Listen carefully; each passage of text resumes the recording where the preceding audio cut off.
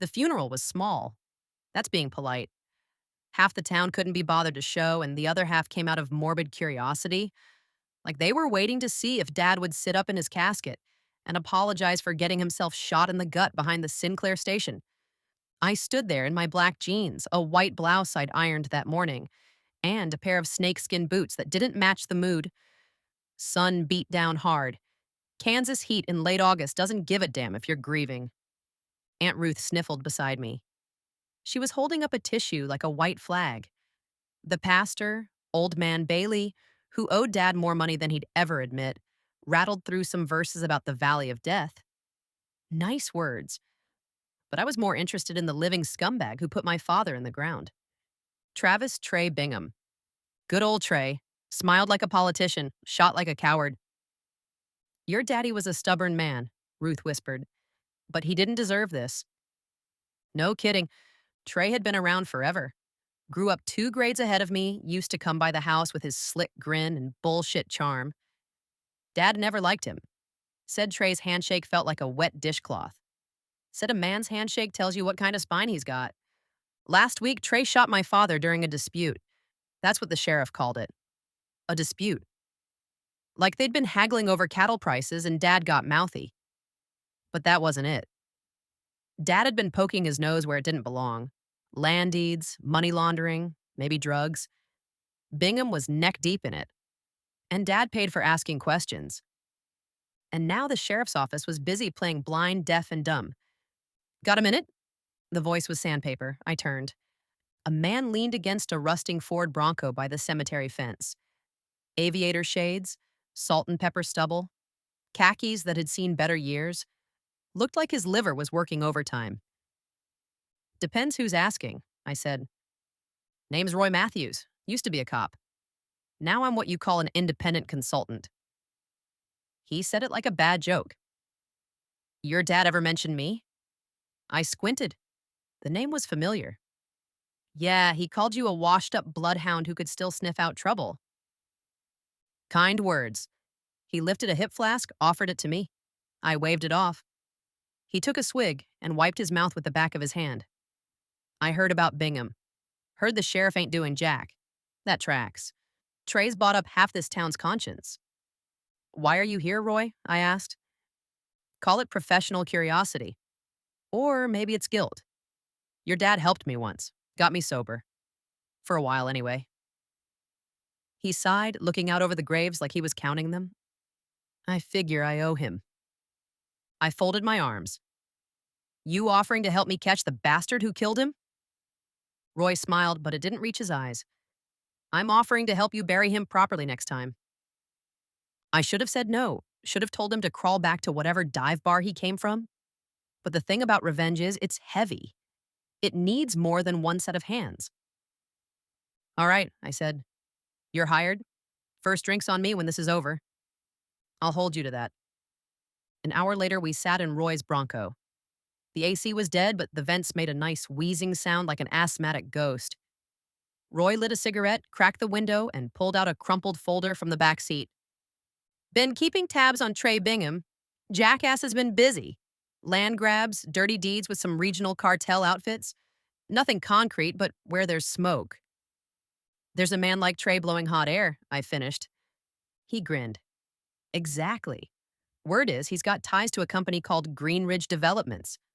Fancy name for a laundering front. They're buying up old farmland for pennies, flipping it for millions. Your daddy stood in their way.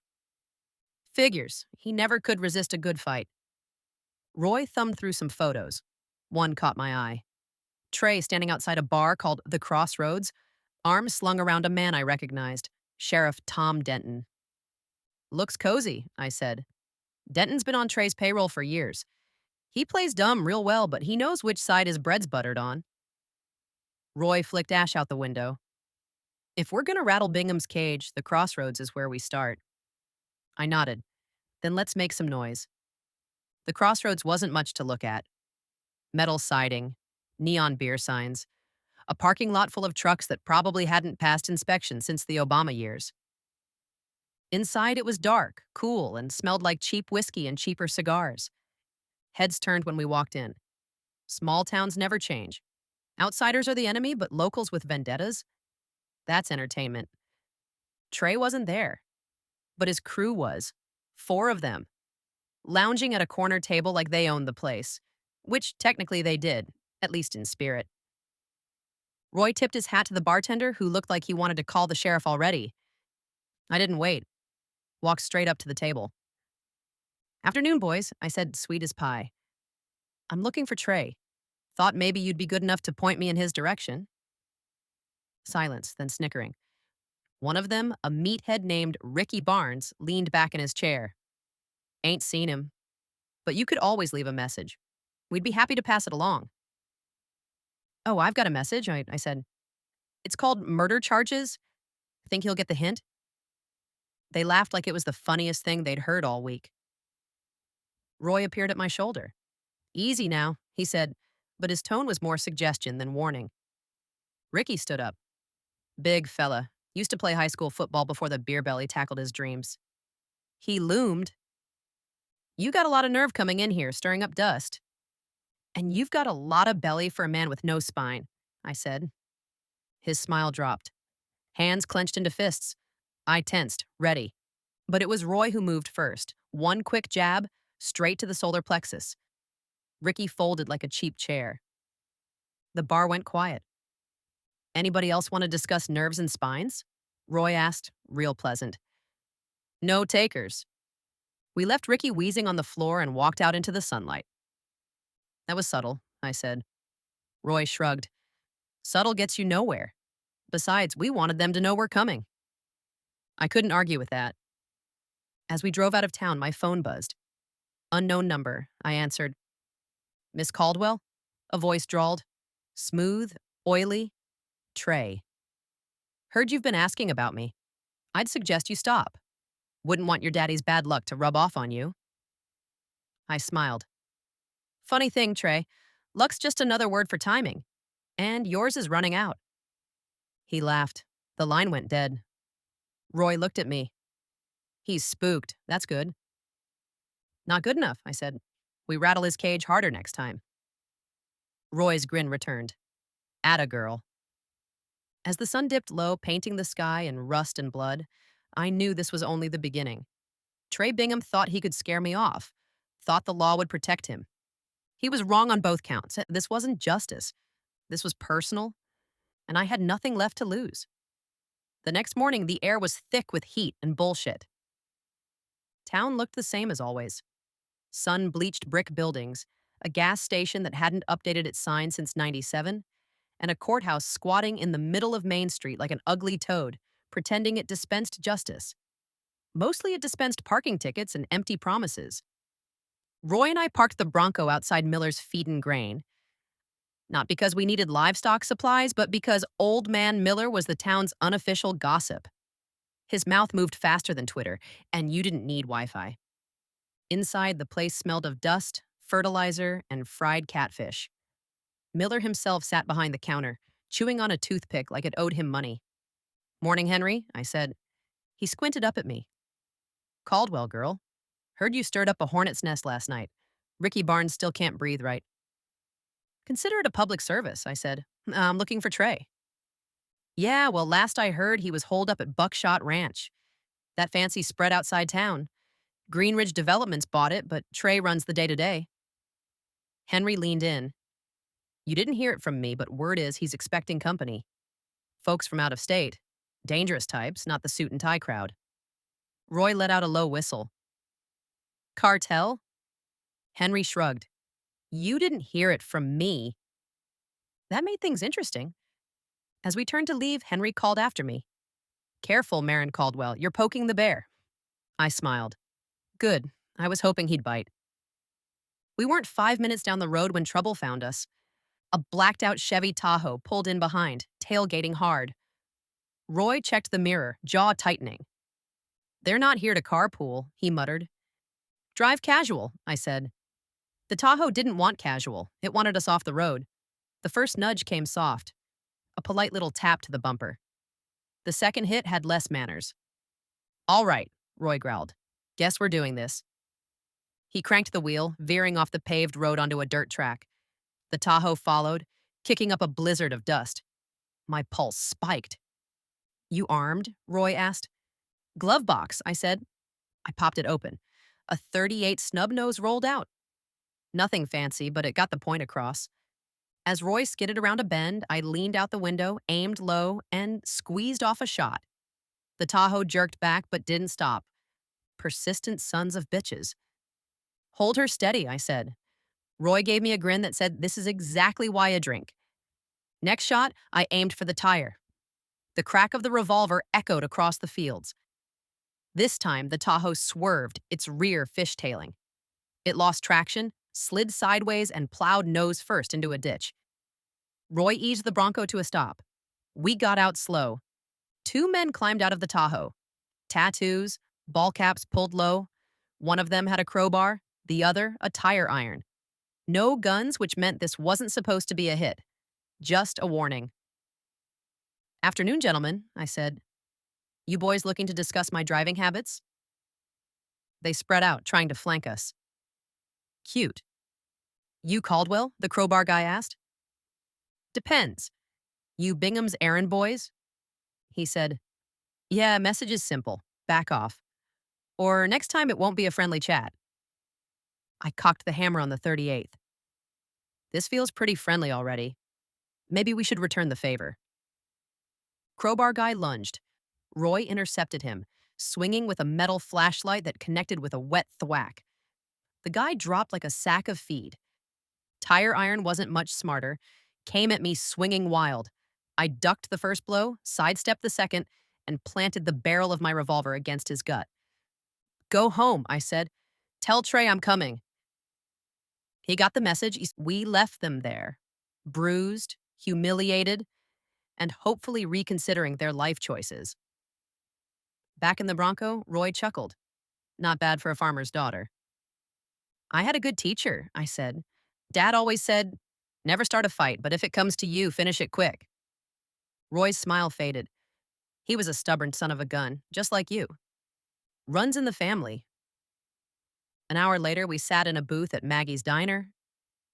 The coffee was burned, the pie was questionable, but the waitress didn't ask questions. That's why I liked it. Roy was nursing a black eye. We rattled their cage all right. Yeah, but we need more, I said. A direct line to Greenridge. Paper trail, dirty contracts, something the feds can't ignore. Or won't ignore, Roy corrected. Problem is, Bingham's smart. He doesn't sign anything, uses cutouts, shell companies. Hard to pin. I tapped my fingers on the table, thinking, what about their accountant? Every crooked outfit has one. Somebody moves the money. Roy's eyes lit up. There's a guy, name's Deeks. Low level, but he handles the books for a few of Greenridge's smaller properties. Might be our weak link. Where do we find him? Roy checked his phone. Works out of a real estate office off County Road 14. Probably thinks he's untouchable. Let's go educate him. The office was a glass and steel box pretending to be upscale. Inside, it smelled like fresh paint and cheap cologne. Deeks was exactly what I expected. Mid-40s, thinning hair slicked back, designer tie that screamed midlife crisis. He sat behind a faux mahogany desk, eyes flicking between his computer and us as we entered. Can I help you? He asked, voice oily. Depends, I said, dropping into the chair opposite him. We're here about Trey Bingham's finances. His face didn't move, but his hands twitched. Subtle tells. Fear was a familiar taste. I don't know who you are, but I'm busy, he said. Unless you have an appointment. Roy leaned in, dropping a manila folder onto the desk. Inside were photos. Ricky Barnes laid out on the crossroads floor. Two of Trey's goons eating dirt after today's Tahoe incident. Your friends are having a rough week, Roy said. Be a shame if your name got added to that list. Deeks swallowed hard. Look, I'm just a numbers guy. I don't know anything. You know enough, I said. We don't need everything, just a thread. One loose end to pull. He cracked faster than an egg on hot concrete. There's a flash drive, he said. Encrypted backups. Greenridge's accounts, shell core, offshore transfers. I keep it at my place for insurance. Smart, but not smart enough. You're going to hand it over, I said, and you're going to keep your mouth shut. Deeks nodded, sweaty and small. 10 minutes later, we left with the drive. As we hit the parking lot, Roy gave me a look. You ever think about doing this full time? I smiled. Let's see how this ends first. Back in the Bronco, I plugged the drive into Roy's ancient laptop. The files were a mess, but there it was. Greenridge's dirty laundry. Payments, property seizures, payoffs, and right in the middle, Trey Bingham's name. This is leverage, Roy said. This is power, I corrected. But before we could celebrate, Roy's burner phone buzzed. He picked up, listened, cursed. That was Denton, he said. Sheriff wants to see you. Urgent. I arched a brow. Friend or foe? Guess we're about to find out. The sheriff's office hadn't changed in 20 years. Same cracked linoleum floor, same mismatched file cabinets, same mounted deer head over the door, staring down like it disapproved of everything that happened in that building, including me. Sheriff Tom Denton leaned back in his chair when we walked in. The chair groaned under the weight of his authority, or maybe just his gut. He looked like a man who had stopped pretending to care but still liked to be the one holding the leash. Miss Caldwell, he said, gesturing to the seat across from him. You're making waves. I stayed standing. You get your concern out of a bottle, Denton, or does Trey Bingham pay extra for that tone? Roy gave me a sidelong glance but said nothing. Smart man. Denton smiled, the kind of smile you see right before a snake bites. I'm giving you fair warning, he said. This ain't your fight. My father's dead, I said. That makes it my fight. You don't know what you're stirring up. Bingham's connected. This ain't just local boys pushing meth out of trailers. You're poking into things bigger than you realize. Then enlighten me, I said, if you're so concerned for my well-being. Denton sighed, pinching the bridge of his nose like this was giving him a migraine. Greenridge isn't just buying land. They're prepping for a pipeline. Dirty money's moving through every inch of this county. Your old man found out. He didn't play ball. You saw how that ended. Roy crossed his arms. And you?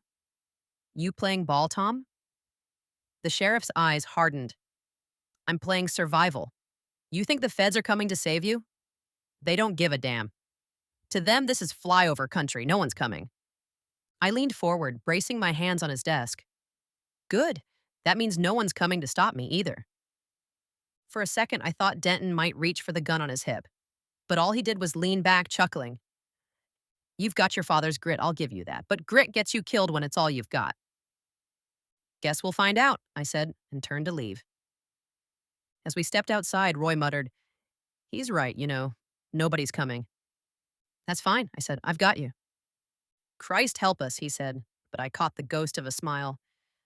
That night, we met a ghost. We were back at the crossroads. Same neon glow, same stink of stale beer. This time, we weren't looking for a fight. Just information. A figure was waiting at the bar, older man, weathered, with eyes like ground glass. He wore a denim jacket, faded patches stitched across the back. The name stitched above his pocket read Grady, period. Roy's face twisted in surprise. I'll be damned. Grady Monroe. Thought you were dead.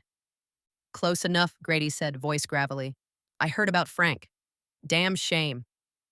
My father. Grady had been his friend once. Ran security for one of the big ranches before it got swallowed by Greenridge. A man who knew every back road, every dirty deal. I figured you'd come looking, he said, sliding a whiskey toward me. Bingham's got half this county in his pocket, but not all of it. Why are you helping? I asked. Grady shrugged. Frank was a good man. Tried to stop what's coming. I was too tired. Too scared. Doesn't sit right with me. Roy nodded. Better late than never. Grady leaned in, lowering his voice. Bingham's bringing in a shipment. Not drugs, people. Labor for Greenridge's pipeline. No papers, no names. Disposable. Shipment lands tomorrow night, outside of Sand Creek Quarry. Tight security. Private guards, not locals. I clenched my fists. This wasn't just about money. This was rot, deep and wide. Sheriff, no? I asked. He knows. Won't touch it. Of course. All right, I said. We'll touch it. Grady's smile was thin. That's what I figured. As we left the bar, Roy exhaled. You know this is suicide, right? I smiled. Only if we're polite about it. We spent the next day prepping. Grady had contacts, the kind who didn't ask questions. We got surveillance drones, radios, even body armor that had seen better days. Roy swore it still worked. I wasn't so sure. Plan's simple, I said, laying out the map. We hit the shipment, get evidence, make noise. If Bingham's trafficking people, that's leverage the feds can't ignore. Roy gave me a long look. You know Bingham's not going to go quietly. I'm counting on it. The plan was half-cocked and dangerous, just how I liked it. That night, as we rolled toward Sand Creek, Roy broke the silence. You're playing a dangerous game, Maren. I shrugged. So was my father. Yeah, and look where that got him. I didn't reply. Some things didn't need saying. Sand Creek Quarry was a scar on the earth. Hollowed out, jagged, with rusting equipment looming like skeletons. The perfect place for dirty deals. Through binoculars, we spotted them. 2 cargo trucks, private security, black uniforms, no badges, and Trey Bingham standing in the middle, barking ord misses like he owned the world. The air crackled with tension. Grady's voice came through the earpiece. All quiet on the North Ridge. Roy grunted. For now, I checked my weapon. Safety off. Then movement. One of the trucks opened. People climbed out. Men, women, kids. Eyes down, defeated. Herded like cattle. That was the moment the switch flipped in my head. Revenge was personal, but this was worse. Roy's voice was grim. We doing this? Yeah, I said. We're doing this. Grady's drone swooped in low, drawing the guards' attention. That was our window. We moved fast. Smoke grenades, cheap but effective, filled the air with choking fog. Roy and I flanked the quarry, cutting through the confusion. The first guard went down with a crack of my baton. Roy handled the second with a well-placed elbow to the throat. But Trey wasn't stupid. He saw the smoke, the shadows moving. He pulled his weapon, scanning the fog. Maren, he shouted. I knew you couldn't stay away. Yeah, I'm stubborn like that, I said, stepping into view. Gun raised. Trey smiled. You think this changes anything? You think the law cares? Maybe not, I said. But you'll bleed the same. He fired first, close but wide. My shot was better. The round hit his shoulder, spinning him. He dropped the gun, clutching the wound. The guards faltered. Without their golden boy barking orders, they weren't so brave. Grady's voice came through the earpiece. Cops inbound. Locals, you've got minutes. Perfect. Roy cuffed Trey, pressing him into the dirt. Smile for the cameras, asshole, Roy said, holding up a phone. We had footage, witnesses, evidence. It wasn't clean. It wasn't pretty. But it was enough. As the sirens wailed in the distance, I knelt beside Trey. This is for my father, I said. Trey sneered. This won't stick. You're nothing, just a girl playing cowboy. I smiled. Maybe, but you're the one face down in the dirt. As the cops arrived, floodlights cutting through the dark, I felt it. Not victory, not closure, but a small, cold satisfaction. Step 1 was done, and there was still so much more to do. The next morning, the news broke. Local businessman arrested in human trafficking bust. The anchors said it like they were reading grocery prices. Straight-faced. No shock, no outrage. They didn't mention my father's name. Not once. Roy and I watched from the cracked leather booth at Maggie's Diner. Bitter coffee between us. Grady had gone dark. Too risky for him to be seen. But us? We were past worrying about risk. This won't hold, Roy said. He's out before dinner. He wasn't wrong. Money talks. And Bingham's pockets were deep enough to drown in. I stirred my coffee, feeling the weight settle on my chest. Then we make it so he can't stand up straight again.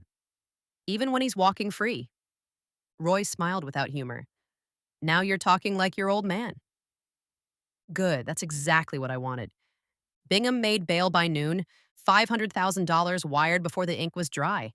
He came out of the courthouse with a shit-eating grin, flanked by two high-dollar lawyers and Denton himself, looking like the mayor of nowhere.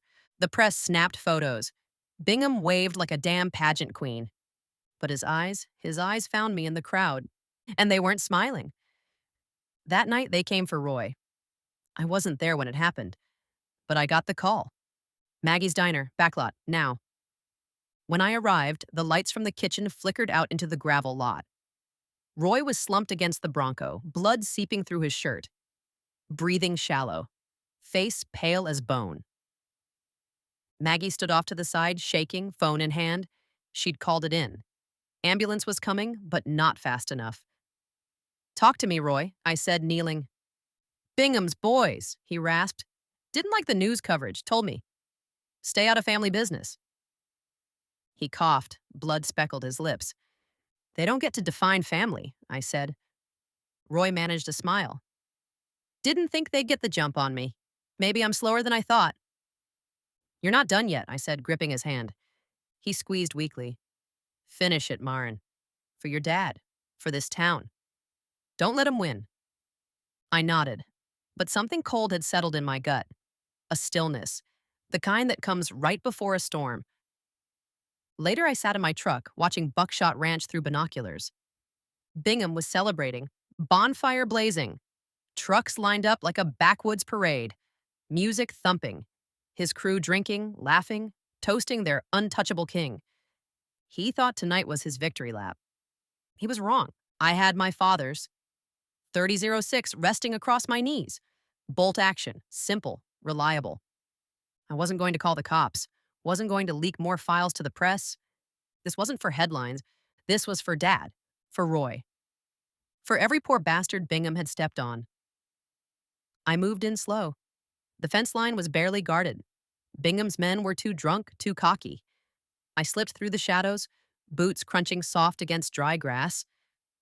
Up by the bonfire, Bingham held court. Shirt unbuttoned, gold chain glinting. Bottle of whiskey in hand. He was holding a story mid-sentence. His audience roared. I raised the rifle. Breathe in, hold, breathe out, but I didn't pull the trigger. Not yet. Killing him here in front of his dogs would make him a martyr to their twisted little kingdom. I wanted worse. I wanted him to know. So instead, I aimed lower. Crack. The rifle's report shattered the air. Bingham dropped, screaming, clutching his knee. The bonfire party turned to chaos, shouting, scrambling. But I was already moving, fading back into the dark. One shot, one message. You're not untouchable. The sheriff showed up the next morning, face redder than usual. He found me at the hospital, sitting by Roy's bed. Roy was stable now, beaten, broken, but alive. "Thought we had an understanding," Denton said. "We did. You protect your paycheck. I protect my family." "Damn it, Maren, you think this ends well for you?" I stood, slowly, letting him see it in my face. The resolve, the fury, the absolute lack of fear. "I'm not looking for a happy ending, Denton. I'm looking for justice. And if I have to drag this whole town through hell to get it, I will." He opened his mouth, but nothing came out. Good. Because words were cheap in this town. Blood was the only thing that bought change. By dusk, Bingham's retaliation came swift. My father's house, my house, went up in flames. An electrical fire, the sheriff's report said. Sure it was. I stood across the street watching the old place burn. The porch swing where Dad used to sit. The kitchen where Mom taught me to bake pies. Years of memories turning to ash. And Bingham's men watched, grinning from their trucks, sipping beers like it was a barbecue. It was a message. I got it loud and clear, but here's the thing about burning a Caldwell's home. You better make sure you get the Caldwell, too. That night, I met Grady at an old hunting cabin out past the quarry. We spread out maps, marked locations, planned angles of approach. This wasn't just revenge anymore. This was war. "He's gonna hit back harder," Grady said. "You ready for that?" "I was born ready," I said. "He wanted to drag me into the dirt. Fine. Let's see who sinks faster." Grady smiled. Frank would have been proud. I didn't say it, but the words sat heavy in my chest. This was for Dad. But it was also for me. For every time someone said, let it go. For every man who thought money and muscle made him king. Time to remind them all. Grit doesn't bend, grit breaks bones. By dawn, Bingham was already limping into town, barking orders, propped up on crutches. He'd doubled his muscle. Roadblocks, watchdogs. But he made a mistake. He still thought this was a gunfight. It wasn't. It was a reckoning. And I was holding the ledger. Bingham made a mistake. He thought fire would scare me off, but it did something else. It set me free. No house, no roots, no distractions. Just vengeance. Roy was still laid up in the hospital, full of morphine and bad advice. Grady had gone to ground, pulling favors with people who owed him, or owed my father. That left me with time. Time to plan. Time to hunt. And first on my list was Kyle Breckman. Kyle was Bingham's money man in town. Ran a pawn shop off Main Street where the front was bad guitars and stolen tools, but the real business was laundering cash. Drugs, weapons, even human cargo.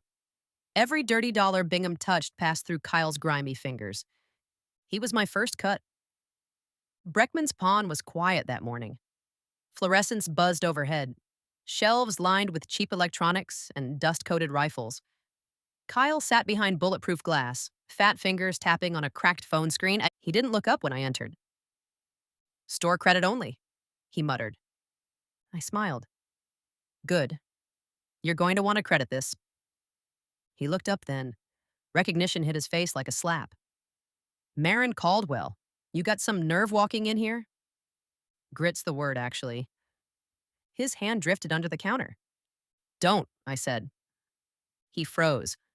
I'm not here to shoot you, Kyle. That'd be too quick. I'm here to dismantle you, piece by piece. Don't know what you're talking about, he lied. I dropped a thumb drive on the counter. Same drive we'd taken from Deeks, same files. But this batch? It highlighted every dirty transaction Breckman was involved in. His name circled in red, like a target. You're going to talk, Kyle, about Trey, about Greenridge, about every rotten deal you've brokered.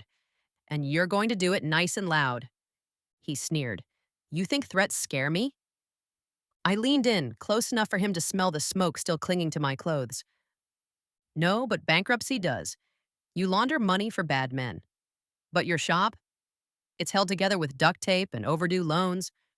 One phone call, and I'll have the IRS so far up your ass, they'll find next year's tax returns. That got him. His throat bobbed as he swallowed. You think Bingham won't kill me if I talk? I think Bingham's a little too busy learning to walk again. He's bleeding, Kyle. And if you stick with him, you'll be bleeding next. I stood straight, gave him a smile with no warmth. You've got 12 hours. After that, I burn this place down, figuratively, unless you give me a reason not to. On my way out, I noticed the We Buy Gold sign in the window. Fitting. I'd be buying Bingham's empire next. Piece by dirty piece, Grady called that afternoon. I've got a name for you, Leona Vale. Runs logistics for Greenridge. She's the one who greenlights the shipments. Your father tried to expose her. That's what got him killed. Leona, another rot in the root. She local? I asked. Not anymore. Operating out of a riverboat casino upstate. Uses it as a front for moving product. Then that's where I'm headed. Grady chuckled. You're going to stir up another hornet's nest? Good. I'm running out of patience. The casino was a floating monument to bad decisions.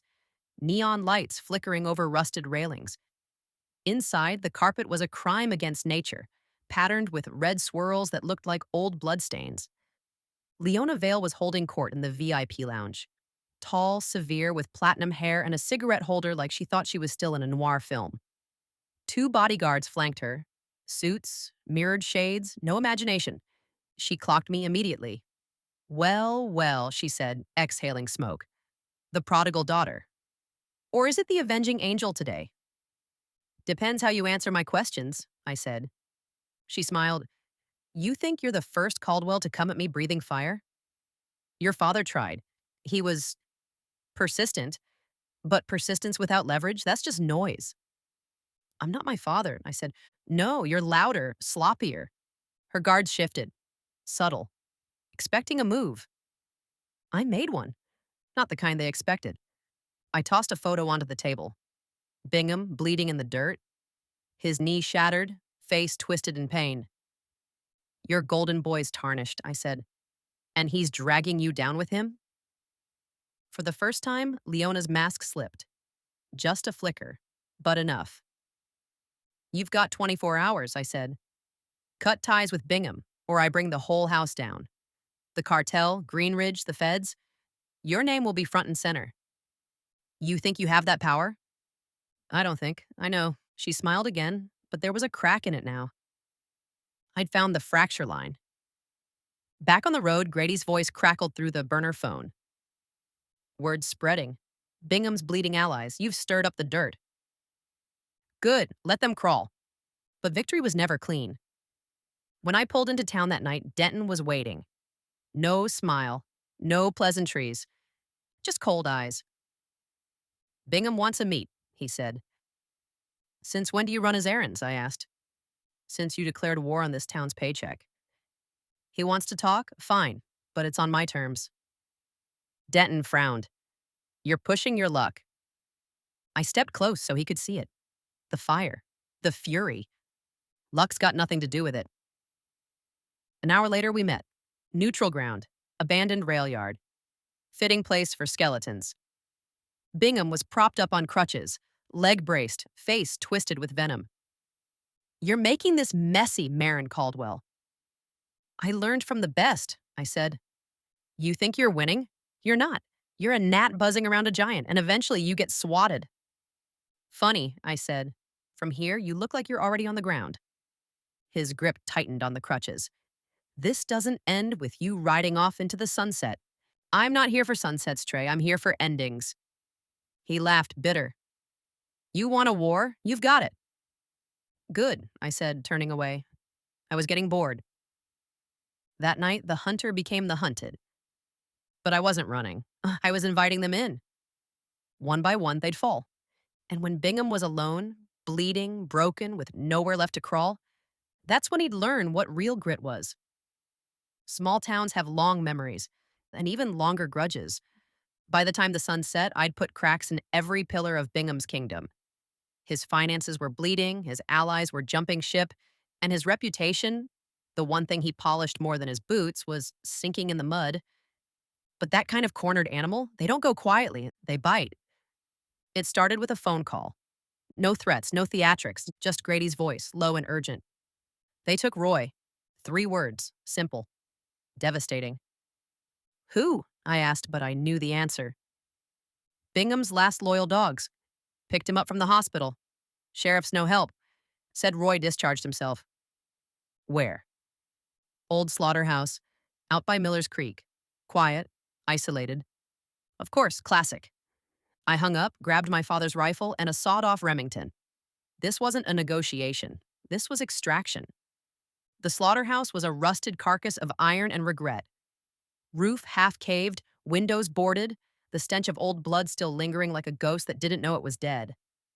Bingham's crew had circled wagons, 3 trucks, 6 men, 1 bonfire crackling, shadows stretching long, and Roy, tied to a chair in the middle, bloodied but alive. Evening, Maren, one of them called. Ed Haskins. Local scumbag, heart as small as his brain. Trey's got a message for you. I stepped into the firelight, shotgun low. I'm here to deliver one back. Ed grinned. You come alone, little girl? That's brave. Or stupid. Little bit of both, I said. But I'm betting on faster reflexes. Big talk for a girl with no backup. That's when the first shot rang out. Not mine. Grady's. From the ridge, his rifle cracked and one of Ed's boys dropped, leg blown out from under him. Screaming, writhing. Seems I brought friends after all, I said. Ed's grin vanished. Chaos erupted. I moved fast.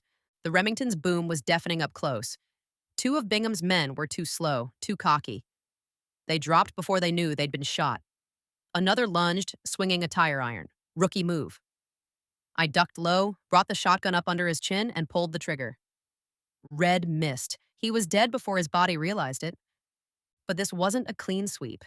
A round punched into my side, sending a shock of fire through my ribs. Bulletproof vest caught most of it. Most.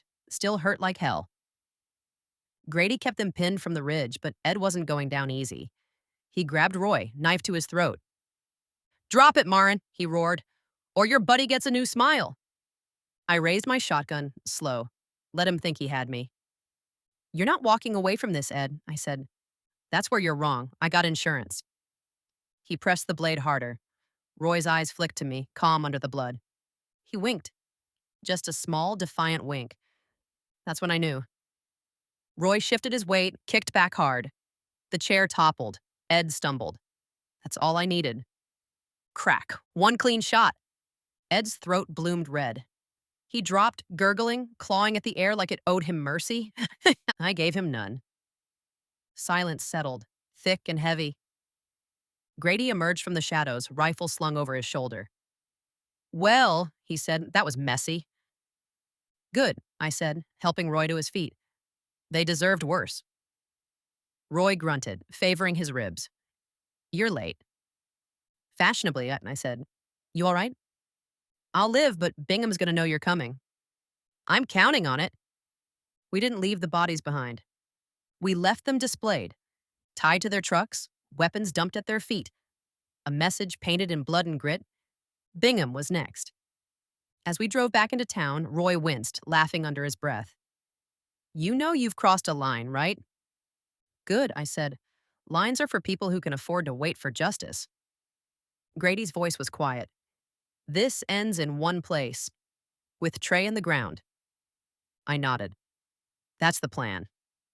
Roy shook his head. "No, not just Bingham, Greenridge, Denton, all of them.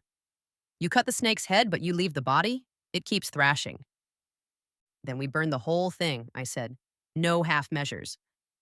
For the first time, the old men, Grady, Roy, they looked at me not as Frank Caldwell's daughter, not as some kid playing vigilante.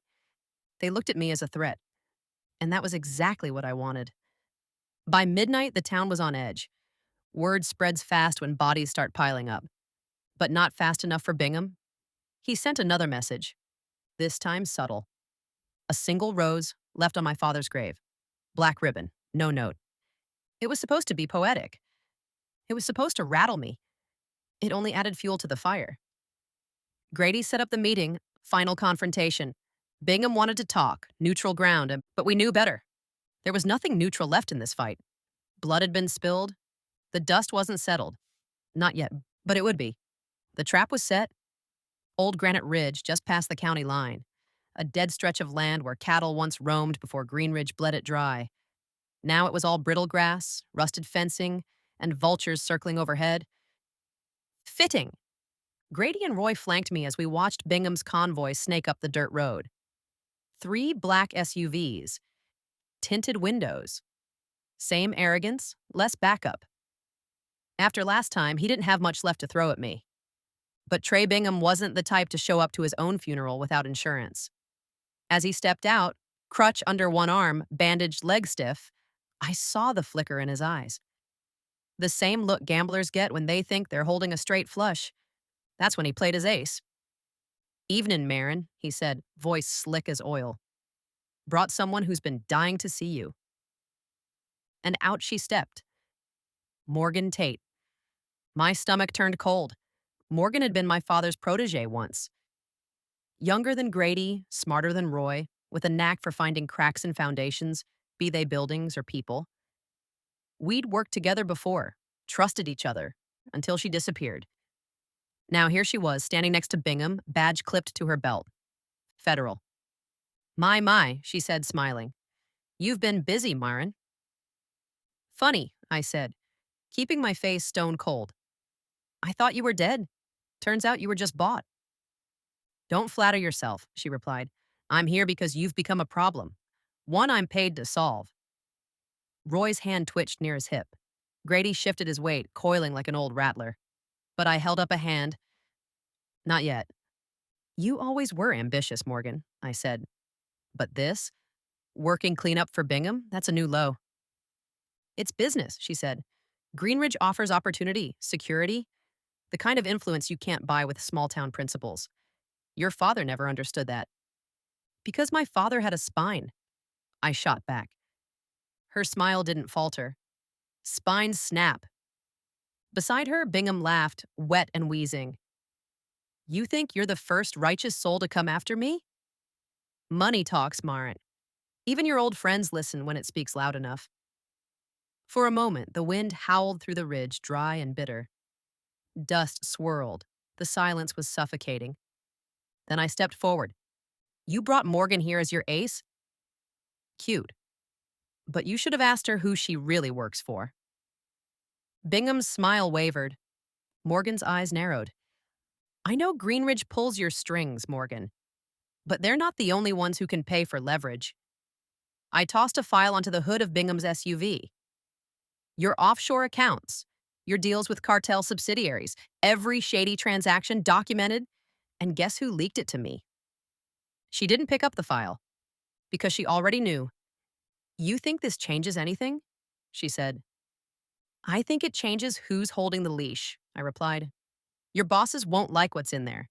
They'll cut you loose to save face. You're a liability now, just like Bingham. Her jaw tightened. Bingham stepped in, bluster rising. This is all smoke, Maren. You think you've won because you brought some papers to a gunfight? I smiled. I brought more than papers. At that cue, the distant rumble of engines filled the air. From the ridge, trucks emerged, locals, ranchers, business owners, even Miller from the feed store. All armed, all pissed. People Bingham had bled dry. The townsfolk had finally woken up. Roy tipped his hat. You wanted a war, Trey. Well, here's your front line. Grady racked his shotgun. Last chance to crawl. For the first time, Trey Bingham looked afraid. But Morgan Tate? She was still calculating. You won't shoot me, Maren. You're not built like that. You're right, I said, but I don't have to. From behind, federal SUVs tore down the dirt road, sirens wailing, real feds this time. One's not in Bingham's pocket. Courtesy of the files Morgan had tried to keep buried. Turns out Greenridge had enemies bigger than me, and I'd made sure they knew exactly where to find their missing millions. Morgan's radio crackled to life. Agent Tate, stand down. You're compromised. Her face went blank. Professional detachment slipping into panic. I stepped close, voice low. Money talks, Morgan, but it also betrays. Bingham backed away, desperate now. You think this ends with a pair of cuffs? You think you're clean in this? I own this county. I leveled my father's rifle. Not anymore. In the end, Bingham didn't die in a blaze of glory. He went down bleeding, screaming, cuffed, and dragged into a black SUV. Morgan didn't speak as she was led away, but her eyes found mine. No anger, just cold, clinical hate. The kind that simmers. Let her stew. This was my victory. Later, as the dust settled, Grady and Roy stood beside me, watching the sun dip below Granite Ridge. This feel like justice? Roy asked. No, I said, but it feels like a start. Grady lit a cigarette. Your father would have been proud. I didn't reply. Some wounds don't close with victories, but at least now they wouldn't fester in silence. As the last of Bingham's empire crumbled, I knew the fight wasn't over, but I was still standing, and that's more than Bingham could say. The courthouse was packed, reporters, locals, vultures in nice suits. Trey Bingham sat at the defense table, cleaned up but limping, his legs still braced. The bullet had made sure of that. His lawyers looked sharp, but they were bleeding from every angle, thanks to the files we dropped, the witnesses who'd found their voices, and the mountain of evidence stacked against him. Justice, slow and grinding, had finally caught up. But there was no victory dance. Just long hours, depositions, political handshakes, no frontier gunfights, no clean kills. The verdict came in, guilty, racketeering, trafficking, attempted murder, a shopping list of sins. Bingham didn't flinch. He knew how the appeal system worked, knew how long money could keep the gallows away. But still, he wasn't walking free today. And that was something. Outside, the town breathed easier. Storefronts reopened. Miller's Feed put up a new sign. Family owned, no blood money. But scars lingered. Grady went back to his cabin.